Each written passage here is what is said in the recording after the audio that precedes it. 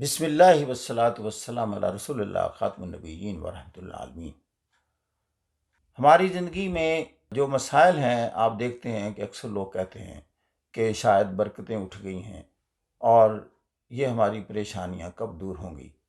تو ہر روح کسی نہ کسی زندگی کے دور میں اور کسی نہ کسی حوالے سے وہ پریشانی میں ضرور مبتلا ہوتا ہے، خواہ غریب ہو یا امیر ہو، خواہ وہ بہت بڑے اسٹیٹس کا مالک ہو، حکمران ہو۔ یہ مسائل، پریشانیاں، دکھ اور یہ ڈسٹریسز اور سٹریسز یہ انسان کی زندگی کے ساتھ ہیں۔ تو سوال پیدا ہوتا ہے کہ خالق کائنات جس نے اس کو تخلیق کیا، کیا وہ اس کو ہمیشہ پریشانی رکھنا چاہتا تھا؟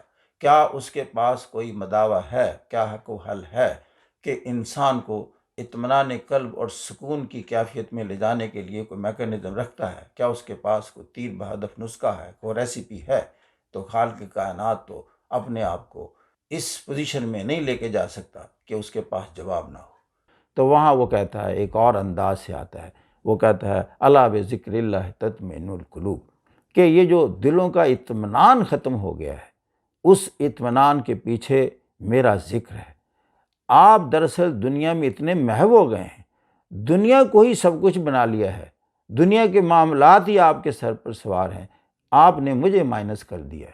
کبھی مجھ سے باتیں کر کے دیکھو، میری دنیا کو دیکھو، اور یہ جو آسمان اور زمین پر جو کچھ بھی میں نے جمادات، نباتات، حیوانات بنائے ہوئے ہیں، ان میں مجھے محسوس کرو، یہ میری تخلیق ہیں، اور مجھ سے ربط و تعلق قائم کر کے دیکھو، مجھ سے باتیں کرو۔ میں جواب دیتا ہوں، ادعونی استجب لکم، مجھے پکارو، میں پکارنے والے کی پکار سنتا ہوں اور جواب دیتا ہوں۔ جب آپ اس سے باتیں کرنے لگ جاؤ گے کہ اللہ مجھے سکون پہنچا، میرے دل کو اطمینان قلب عطا فرما، وہ کہتا ہے جب مجھ سے کہتے ہو، میں خالق ہوں، میں تمہاری ساری حیثیت کو تخلیق کرنے والا ہوں، آپ کی سرشت اور فطرت کا بھی خالق ہوں، اور کیا میں یہ نہیں کر سکتا کہ آپ کو اس پریشانی سے نکال کر اطمینان کی دنیا میں لے جاؤں اور آپ کے دل کو ایک سکون اور ٹھنڈک عطا کر دوں؟ میں تو کر سکتا ہوں۔ اور اگر آپ کو یقین نہیں ہے تو جو لوگ اللہ اور قرآن پر ایمان رکھتے ہیں ان کے لیے ہے کہ امن یجیب المضطر اذا دعاہ ویکشف السوء الہ مع اللہ، کون ہے جو دل بے قرار کی پکار سنتا ہے جب کو وہ اسے پکارے، اور پھر وہ اس مشکل سے اس کو نجات دلاتا ہے؟ کیا اللہ کے سوا بھی کوئی اور ہو سکتا ہے؟ تبھی وہ کہتا ہے اگر یہ ساری چیزیں میرے بس میں ہیں اور میں ہی ہوں سب آپ کے دکھوں کو دور کرنے والا اور پریشانیوں سے نجات دینے والا، تو میرا حق بنتا نہ میں کہوں الحمدللہ رب العالمین، ساری تعریفوں کے لائق تو اللہ کی ذات ہے۔ جب آپ اللہ کو اتنا مستحق کر دیں گے تمام تعریفوں کے، اس میں ایک چھپی ہوئی چیز آپ کے سامنے آشکار ہوگی۔ وہ چھپی ہوئی چیز کیا ہے؟ آپ تکبر سے نکل جائیں گے۔ ساری تعریفوں کے لائق اور مستحق تو وہ ذات ہے، میں خود کو بڑا کیسے سمجھ بیٹھا؟ جب آپ نے سر نگو کر دیا، آپ جھک گئے، اس کے آگے دست دراز کر کے بیٹھ گئے، آپ نے اس کو اکبر کر دیا۔ جب وہ اکبر کر دیا تو آپ خود بخود اصغر ہو گئے۔ اور رب العالمین، عالمین کا رب ہے۔ رب کا آسان سا مفہوم یہ ہے، پہلی بات وہ تخلیق کار ہے، عالمین کو تخلیق کرتا ہے۔ دوسرا، پھر اس کی پرورش کرتا ہے۔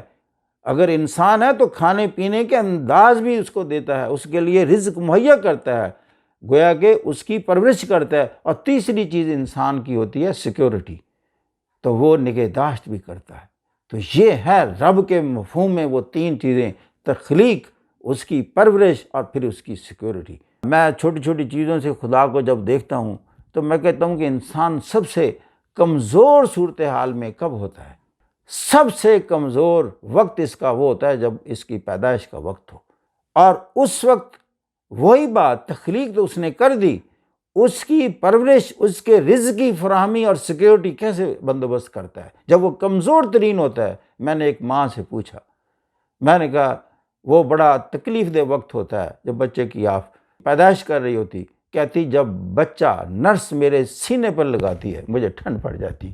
یعنی وہ انتہائی کمزور مخلوق، اس کی حفاظت، اس کی نگہداشت کا انداز کیسے بنایا کہ ماں کہتی جب وہ میرے سینے کو لگاتے ہیں مجھے سارے دکھ بھول جاتے ہیں، اور پھر اسی سینے میں قریب ترین جگہ پر اگر رزق کے چشمے موجود ہیں تو وہیں موجود ہے، وہاں وہ رازق بھر کے